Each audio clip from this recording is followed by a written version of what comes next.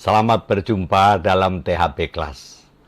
THP Class kali ini akan membahas, perlukah ada Perpu nomor 1 tahun 2020.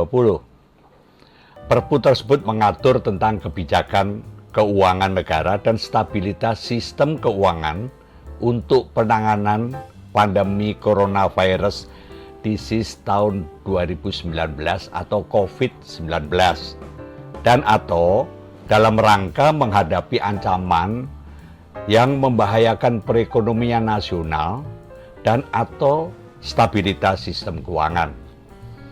Permasalahan tersebut muncul karena pemerintah telah memiliki Undang-Undang Nomor 9 Tahun 2016 tentang pencegahan dan penanganan krisis sistem keuangan, di mana bab 4 dari undang-undang tersebut telah dengan baik mengatur mekanisme krisis sistem keuangan. Di samping itu perlu disimak dengan seksama apakah pengundangan Perpu nomor 1 tahun 2020 telah memenuhi pasal 22 Undang-Undang Dasar 1945 dikaitkan dengan keputusan Mahkamah Konstitusi nomor 138 tahun 2009. Putusan Mahkamah Konstitusi nomor 138 tersebut mensyaratkan bahwa Perpu diperlukan karena ada masalah hukum yang mendesak, yang perlu segera diselesaikan. Menjaga kekosongan hukum karena tidak ada undang-undang yang mengatur permasalahan tersebut. Undang-undang yang ada tidak memadai untuk menyelesaikan kegentingan yang dihadapi.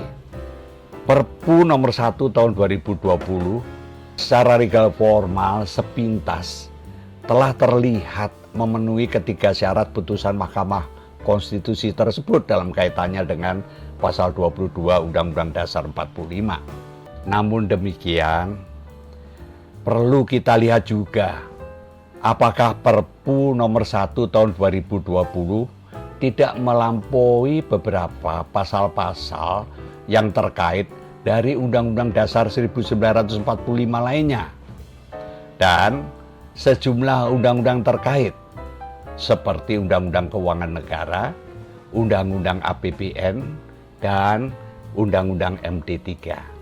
Undang-undang yang ada yaitu Undang-Undang Nomor 9 Tahun 2016, mungkin dipandang belum mencukupi karena undang-undang tersebut dipersiapkan untuk menangani krisis sistem keuangan yang diakibatkan karena kegagalan sistem perbankan dan tidak diperuntukkan untuk menangani dampak COVID-19 yang karakternya sangat berbeda.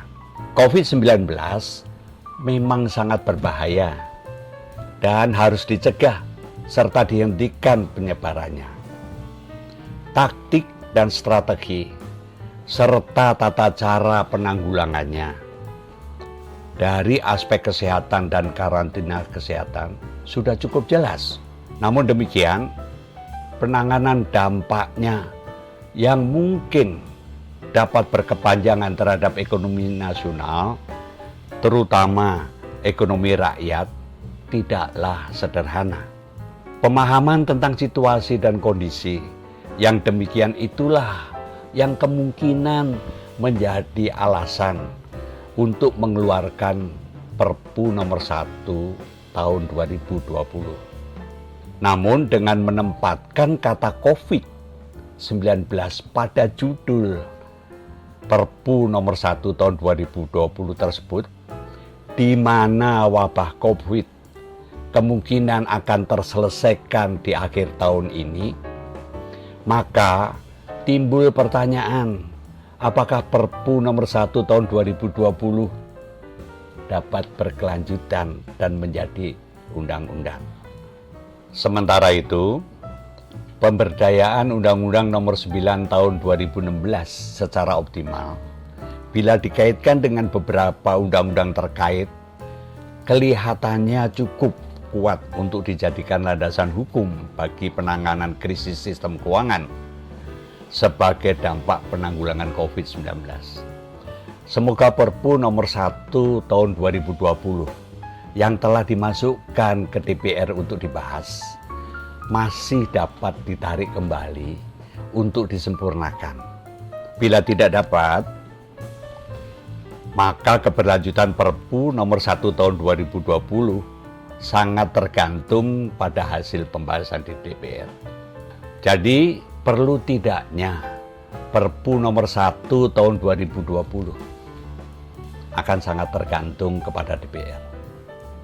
Sampai jumpa.